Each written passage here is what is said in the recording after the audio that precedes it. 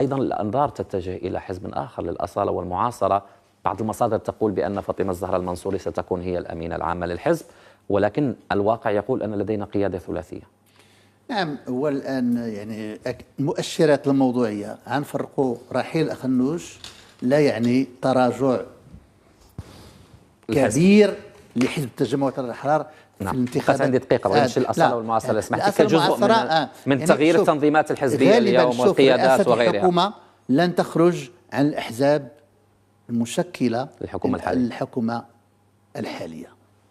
وفي نظري أن هناك مؤشرات كثيرة تمشي مع السياسان، أن الحزب الآن اللي منظم ويتحرك وجامع وهو قريب من التنظيم الاستقلال هو الاستقلال. واعتقد ان النزار بركه في كل مؤهلات او الاستاذ جميعي نظيف الذمه، هو الان ان بون بروفيل ولكن لا انا ولا انت من سيحدد. لا شوف المغاربه هم من سيحددوا الحزب الذي سيفوز بالاغلبيه. نعم، صناديق اقتراع. لان نعم. نقول سي مسلم السي رشيد، ان شوف اللي غيحكم ماشي انت ماشي انا ماشي هي الصناديق الاقتراع. ومن هنا سبتمبر هناك متغيرات كثيرة جدا. جواب الأصل المعاصرة، دابا الأصل المعاصرة باقي ما رأس حكومة حزب الاستقلال. كتهضروا على النزار، اسمح لي، وكتهضروا على فاطمة.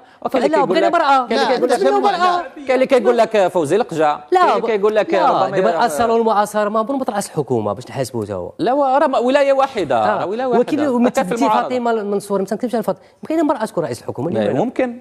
لا علاش لا؟ علاش ممكن يكون شاب المهدي بن سعيد مثلا. ممكن المغاربه يختاروا اليسار ويجي يطلع الاتحاد الاشتراكي ولا التقدم الاشتراكي ولا الحركه الشعبيه ولا العداله والتنميه. لا احد يعلم. الاوضاع الاقتصاديه والاجتماعيه والجيوبوليتيك صعيبه جدا. خصنا رئيس حكومه بالمعنى قوي دقيق وخصنا مؤسسات قويه. صحيح. ما نبقوش الامور هذا على كوب دي موند. شوف ماذا وقع. الآن عندنا تحديات كبيرة، قضية الصحراء المغربية. صحيح. قضية هذه المحاربة الهشاشة. صحيح. الفقر، التنمية المجالية الاقتصادية.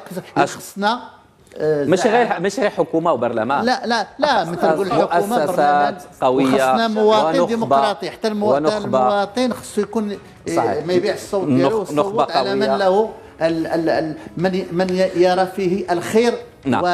دكتور ميلود بالقادر، رئيس المرصد المغربي للدراسات الاستراتيجية والسياسية، شكرا جزيلا لك.